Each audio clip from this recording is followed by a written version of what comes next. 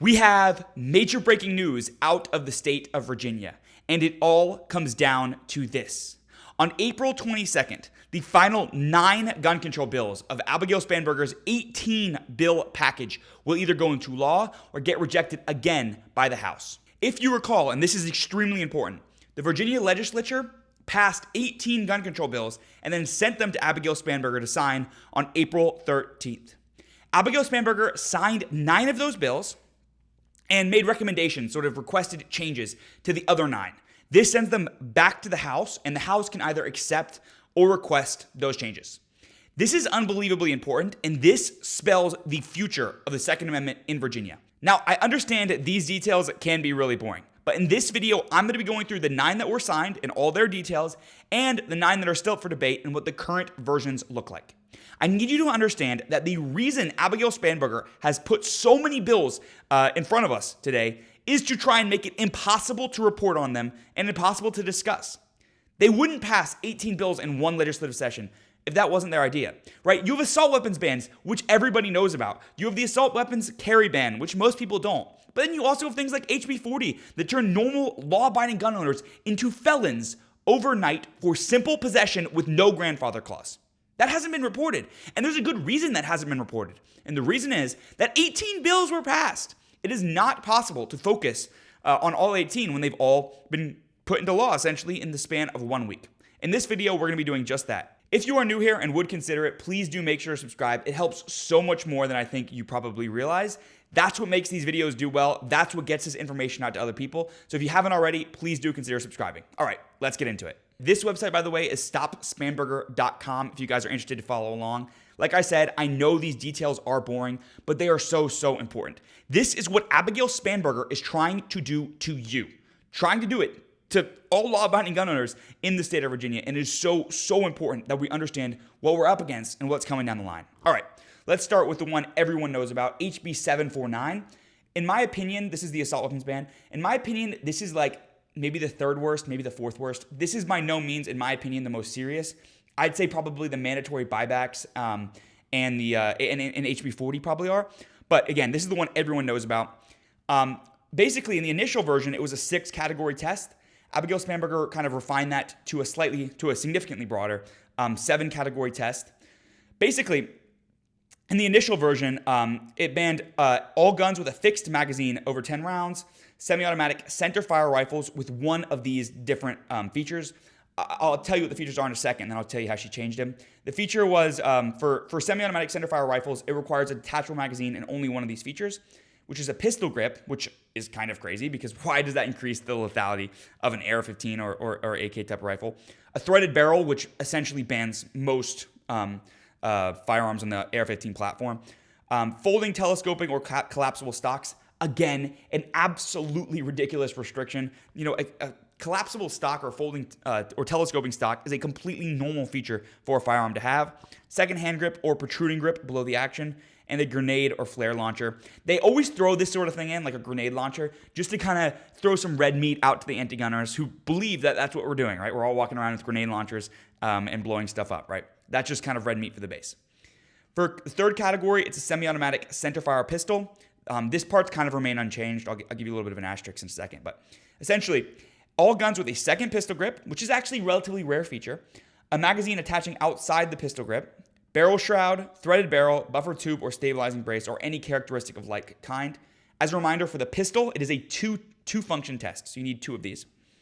For the semi-automatic shotgun, and again, this is billed as an AR-15 ban, but it bans so much more, right? Like, again, if you have a threaded barrel, which is like pretty normal, and, you know, a barrel shroud, you know, for heat protection, boom, that gun's banned under this definition, right? And that's a pistol. It's not like it's not like a scary AR-15. No, it's a pistol. Semi-automatic shotgun, again, perfectly normal, rational gun for self-defense, right? What do they ban? 1 feature ban. Folding, telescoping, or collapsible stock, thumbhole stock, detachable magazine capability, right? All shotguns with detachable magazines, fixed magazine exceeding 15 rounds, and any similar characteristic, which is basically just a catch-all. Now, category 5 is a revolving cylinder shotgun, again, banned by design, and then category 6 is modified firearms to fit one of these other shotguns, right? One of these other functions. So In the initial version, again, there is a grandfather clause. So if you legally own one of these arms before July 1st, 2026, you're grandfathered in, you can keep that. Now, we'll talk in a little bit why that kind of is a big asterisk and why they're still going after you if you are in that camp. But again, the grandfather clause is sort of reasonable there, right? That's why it's kind of the fourth on the list, in my opinion. Under 21, again, grandfather does not apply. That probably doesn't apply to that many people, though. If you violate this law, there's 12 months in jail, $2,500 max fine per violation, and you're banned for 3 years from owning a firearm. So what did she change, right? What did Abigail Spanberger change here, right? Because this is pretty restrictive. This bans a ton of normal, rational, law-abiding guns, right? Essentially, very, very normal things that normal people would have. So what did she ban? First, she changed around the definition, essentially. In the actual text, it's kind of complicated, but she reverted the definition to sort of a previous definition. And what that caused is a massive expansion over the number of firearms covered here. So any semi-automatic centerfire rifle or pistol with the magazine capacity in excess of 15 rounds. Any magazine, not just fixed. Now, the rest of them essentially remain the same, but it's a belt-fed firearm. So she removed this category here, the word fixed. So if your firearm has a magazine over 15 rounds, you cannot purchase that in the state of Virginia. Not only not purchase the magazine, but you can't purchase the firearm that comes with the magazine of over 15 rounds. And again, she added the prohibition for 3 years post-conviction. This is a terrible law, a terrible, draconian, clearly unconstitutional law that spits in the face of the Supreme Court. Clearly and obviously it does, right? These are lawful weapons, right? In common use for lawful purposes by law-abiding Americans, and they will be banned in the state of Virginia. Now, there is a shot, and I don't want to put too much emphasis on this, but there is a shot actually her revision gets shot down. There was a couple quotes coming out of the Senate Majority Leader basically saying that he wasn't too happy with some of these changes and that he was actually thinking of disallowing them. If that happens, it goes back in its original form to the governor, and then she can veto, sign, or it will go into law automatically. The reality is, if that happens, it will probably go into law automatically. So if you see that, I will on this channel report that as big, breaking, great news. That's what I'll do. But the reality is, and I'll say that in that video if it does happen, it will probably still go into law anyway. So if you see that on Twitter, just know the reality is either way, this is going to law, either the worst way that the governor has it, which is much worse because it bans essentially most standard pistols, because many standard pistols have magazines capable of carrying over 15 rounds. But either it'll go in her worst way or it'll go in the House way. I would be very surprised if neither of those went in. That's just the reality that we live in today, right? That's just the reality. The second law, this is kind of why I put the asterisk around the grandfather clause, is the semi-automatic carry ban on public property. Now, this is unbelievable, right? This expands the assault carry restriction from a handful of blue localities to a statewide blanket ban of carrying or transporting the most common modern sporting rifles, pistols, and shotgun on any public property. This applies even to unloaded cased rifles, right? Again, no bullet in the gun, in a locked case. This applies to that. And yeah, this is absolutely insane. It covers, every street, every public highway, anywhere in the state of Virginia. You will not be able to transport your firearm if the House version goes through. There is an asterisk here, and we'll get to that in a second. Again, we have another definition here. These definitions are somewhat similar. There's a slight difference. This definition is more restrictive than the purchase ban definition, I believe, because they are intending those sort of in-between guns to be used for hunting. That's essentially the reason there is an exception cut out for hunting in this House version.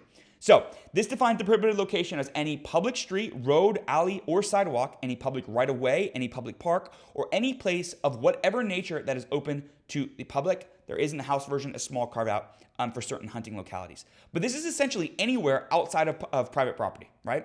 An absolutely brutal restrictive ban. That's why the fact that this has a grandfather clause isn't really that meaningful, right? If you have a pistol, let's say, as an example, with a fixed magazine greater than 10 rounds, just as an example, you can still keep that, right? You bought that, you can still keep that, but you can't carry it or transport it anywhere in the state, even if it is unloaded with the magazine not even inside of it. Maybe it's never even fired a bullet, right?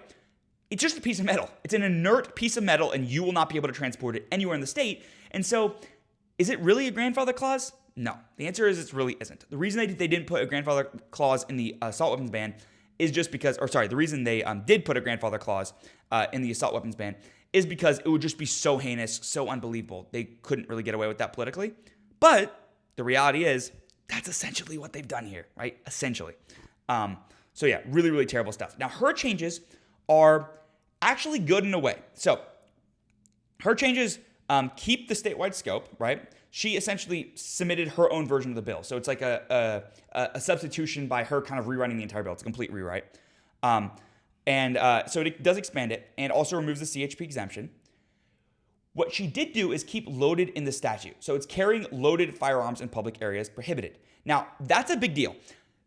That is a massive deal because previously you couldn't even carry your inert hunk of metal from one place to another. Now you can. So you can now transport if her version goes through, and again, we're not sure which version will go through. That's the point of this video. There's a lot of detail here. But if her version goes through, the loaded firearm portion will be struck. So again, the gun has to be loaded under her version, which is a big actual material improvement for gun owners. So in this case, she made it better. And that's a really, really weird point. In some of these, she made them better in a way that you wouldn't expect, and in other ways, she made them worse in ways that you wouldn't expect. And that kind of begs the question, who is this for? Why is she making these changes? And I'll get to this a bit later, but the reality is the reason these changes are being made fundamentally is because of the redistricting referendum. There is no other reason. That is the reason. And so she's basically just trying to push this off so that, gun owners aren't pissed off before the redistricting referendum, kicking the can down the road. And so she's just trying to find little changes that she can think are reasonable in a lot of these bills. In this case, it helps us. But again, in other cases, it doesn't, right? Her version still strikes the CHP exemption. Not that was in the House law, but that wasn't the original law that she was modifying. Essentially, just to give you a little bit of backstory, again, I know this is complicated. That's why they're doing this, because it is complicated, because they think people won't make or watch these sorts of videos. But essentially, if you want to see the actual edit, essentially both of them are editing the original law. So there's an original law that's currently in place. The House version is editing that original law, and her version, instead of editing the House version, is still editing that original law, and it is what's known as an amendment in the nature of substitute. So essentially, she could amend their amendment, but instead, she's creating her own amendment that replaces their amendment. I hope that makes sense. I know it's really stupid and complicated, but that's just the world we live in. That's just the reality. All right. Under 21 handgun ban and firearm purchaser license. This is a permit to purchase scheme. Her version, I'm not going to spend too long on this one because it's pretty self-explanatory. You should obviously be able to own a gun. If you're under the age of 21, above the age of 18, we would send you out to fight and die for your country. Obviously, you should be able to defend yourself in the homeland, right? Why would we trust you to go and serve and die for the country and not be able to defend yourself? Doesn't really make sense. Obviously, the original bill is heinous. It also establishes basically a quasi-gun registry. Her version is a bit better. With some, additional cutouts added. And also she did gut out the firearm purchaser licensing system from my reading of the bill. Again, none of this is legal advice. This is the best up-to-date information we have. This can always change. But yes, her version was somewhat better, but it still guts the fundamental right of people under the age of 18 who are signed up for the draft, over the age of 18, under the age of 21, who are signed up for the draft, who could be called at any minute to fight and die with weapons for their country, and she guts their right to defend themselves in the homeland. Absolutely disgusting. We're getting to the worst one in just a second, but first, we have the firearm industry civil liability. Now, this one is terrible. This essentially creates a Second Amendment desert and stops gun shops from operating in the state of Virginia. That's effectively what it does. Again, this is one, HB 21, that has not been covered in any detail whatsoever, right? And that's my point, right? It reinforces my point. The reason that all of this has happened, fundamentally, and why 18 bills have been passed all at once, fundamentally, is because they're flooding the zone, right? They're making it so that you can't focus on all of them, right? And this is just another example. Essentially, like I said, this is their most insidious weapon. You can't ban guns, bankrupt the people that make them, right? I was not born with a firearm in my hand. I had to go out and buy a firearm to put in my hand and carry on my person.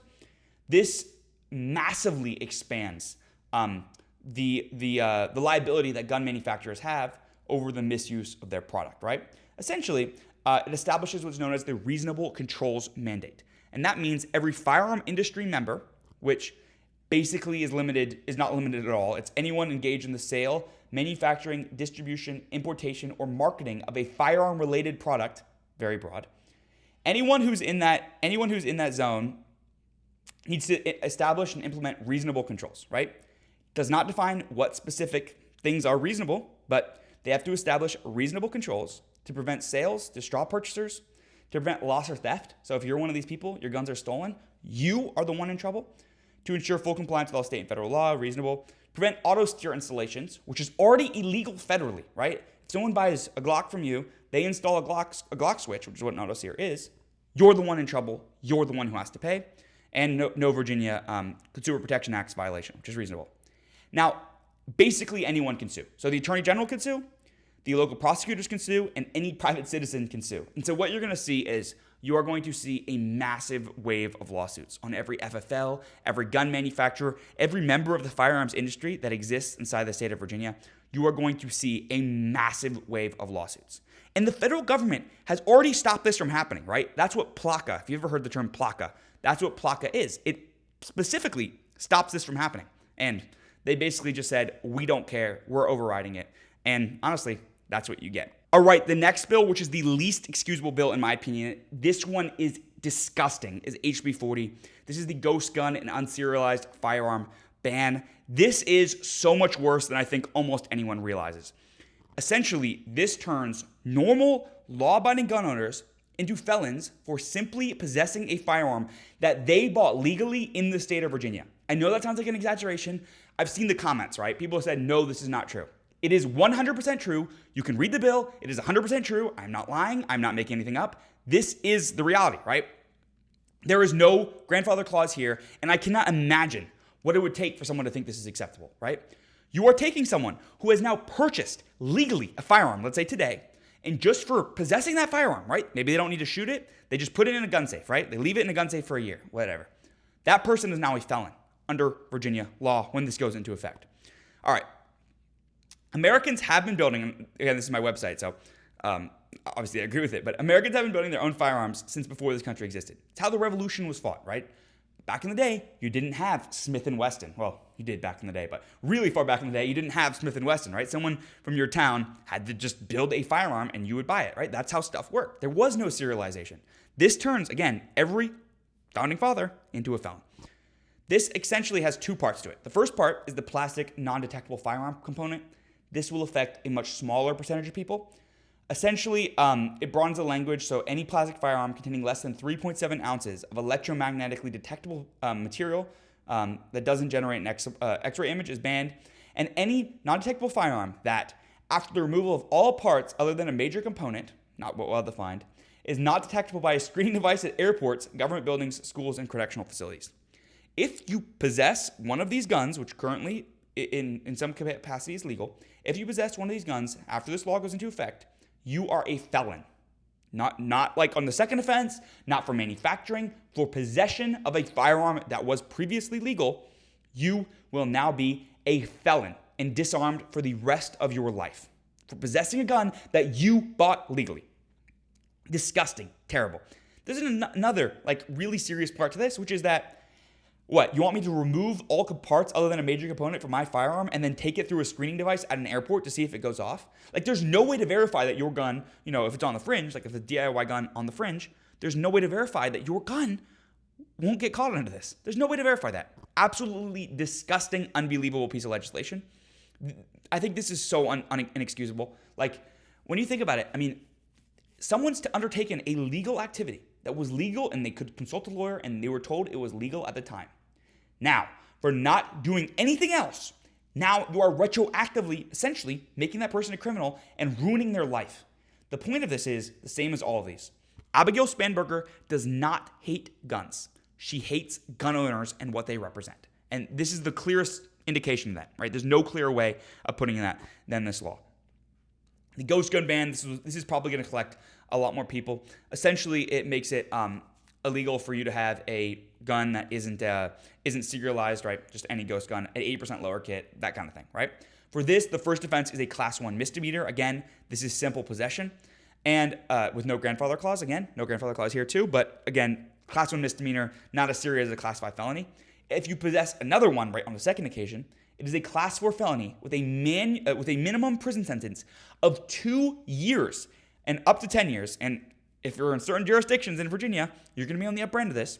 And a fine up to $100,000, not for shooting anyone, not for doing anything else other than possessing a gun which you bought legally. Maybe you don't know the laws changed, right? It doesn't matter. You are going to jail. You are going to have your gun rights stripped forever, and you are going to have your life ruined because you did something which was legal at the time that you did it. Absolutely unconscionable. Unconscionable, disgusting, ridiculous, right? Absolutely ridiculous. Like, there's no other way to put it.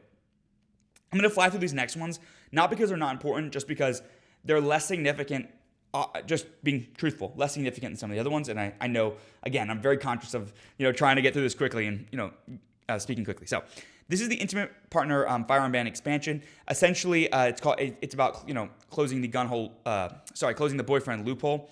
Basically, it makes a really subjective test about who can cause you to lose your rights, your Second Amendment rights under domestic violence prohibition. It's kind of a weird, principle, which is that any cohabitant or intimate partner. But the weird thing is then you're gonna have to go to court and argue about the length of the relationship, nature of the relationship, frequency of interaction, and type of interaction. And so it's gonna kind of cause awkward situations. Again, you should never lose your gun rights over a misdemeanor conviction, but that's the point of this. This also has to do with the way that you transfer a firearm. This is HB 93 after a protective order has been entered onto you. Again, this one's bad, but this is a procedural change. The actual underlying law doesn't change itself. This one is also pretty crazy. It expands the existing red flag laws. For those of you who don't know, we are against red flag laws because they are fundamentally against the Constitution. You do not have due process. You do not have the right to face a jury of your peers. Your firearms are taken away from you with basically no recourse before you get to, have a trial over whether or not my rights and my property is taken away from me.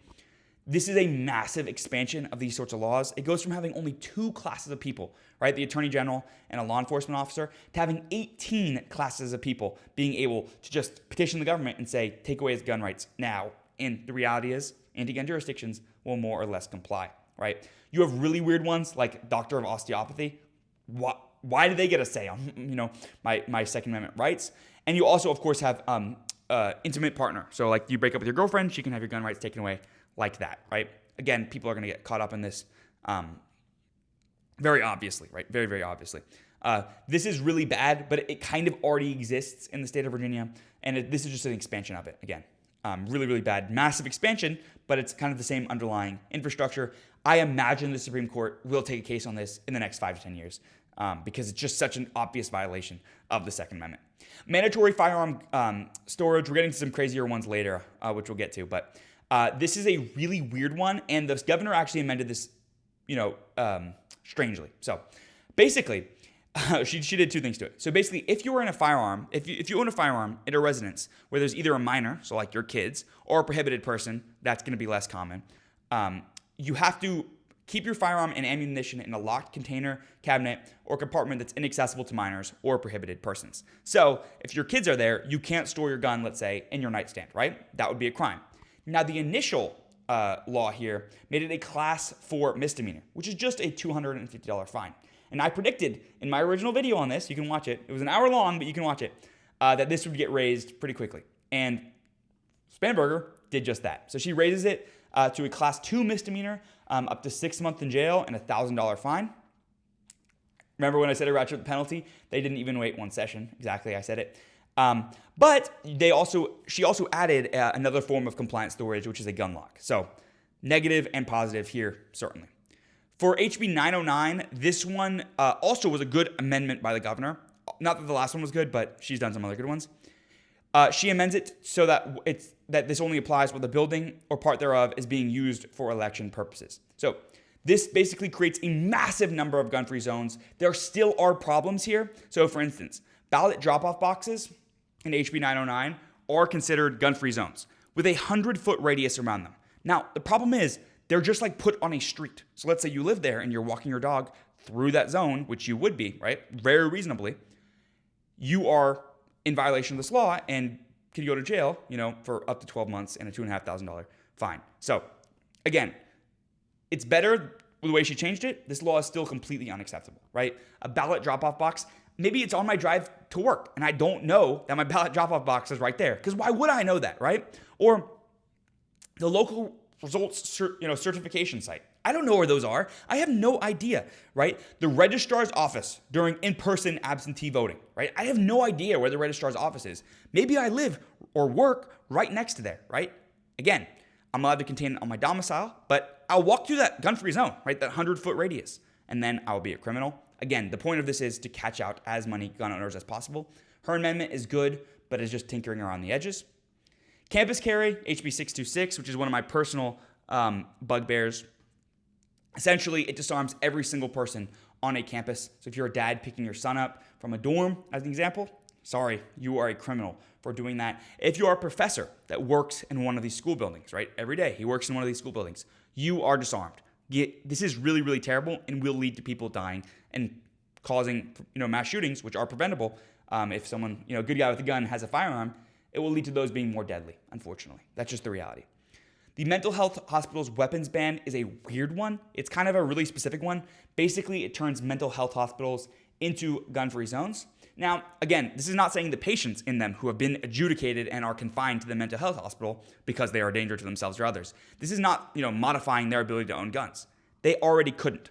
What this is modifying is it's saying, like, let's say my sister, unfortunately has some sort of mental condition and she's been, confined to one of these. It disarms me from going into that mental hospital with my firearm.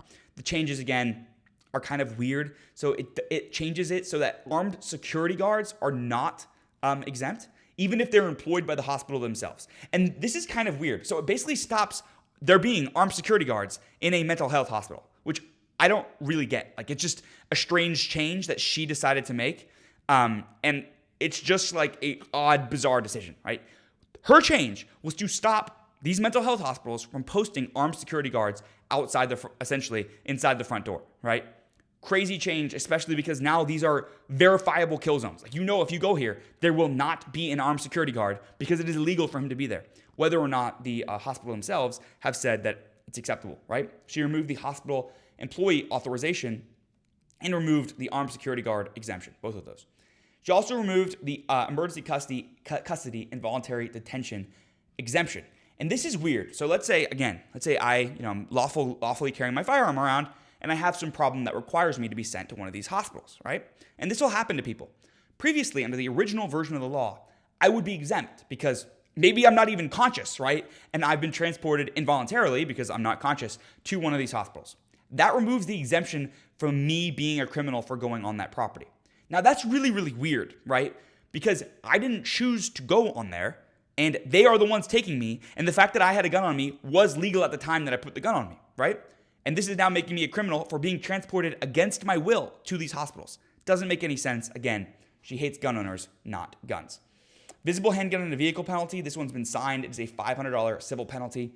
I'm pretty sympathetic to this one. You're gonna get your gun stolen. Please don't just leave stuff out invisible.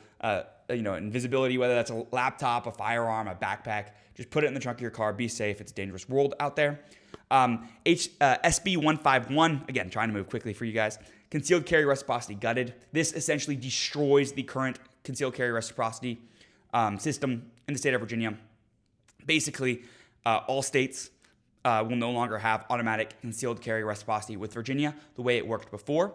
This change has actually happened before, and they reversed it like in 5 weeks because it is a disaster, because it stops Virginians in other states from carrying and people from other states from carrying in Virginia. So I live in North Carolina and drive up over the Virginia border, and this directly affects me, right?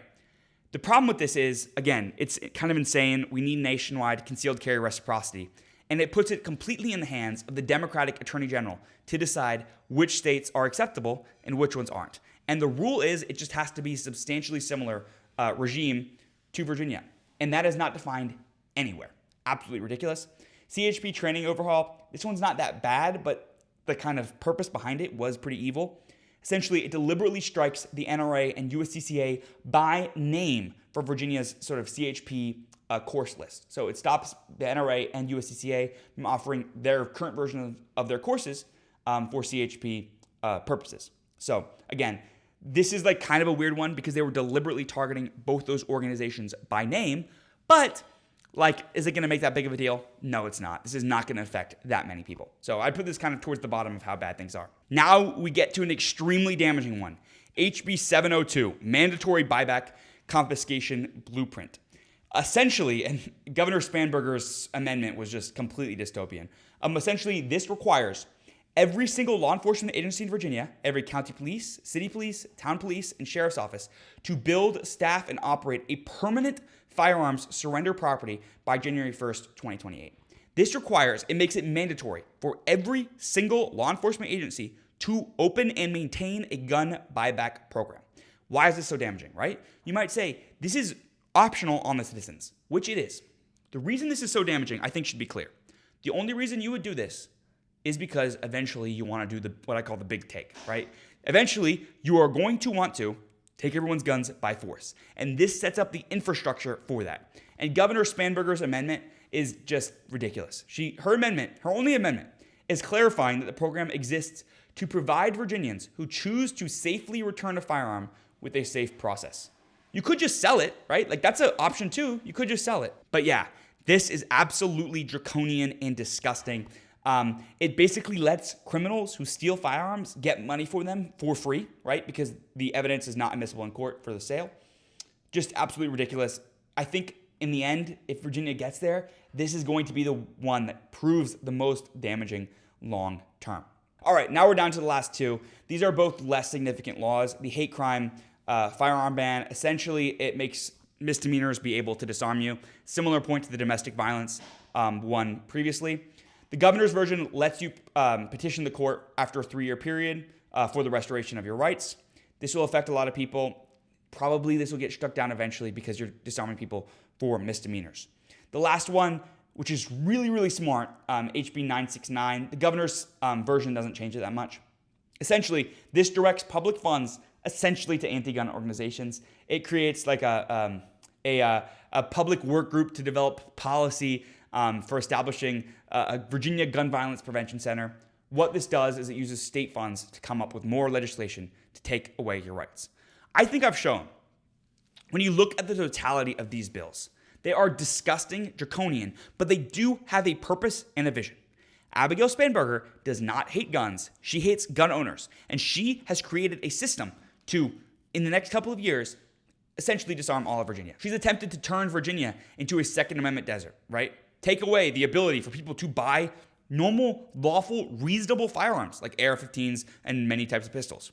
She stopped people from carrying in public, from being able to own guns that the government doesn't know about, right? HB 40. All of this together should scare you. And a lot of this is coming in fast. Absolutely disgusting, absolutely ridiculous, but unfortunately, this is the world we live in today. Anyway, guys, I hope you did enjoy the video. If you did, make sure to subscribe down below. That really, really does help. Thank you again so much for watching. I hope you did enjoy. Stay tuned, and I'll see you in the next one.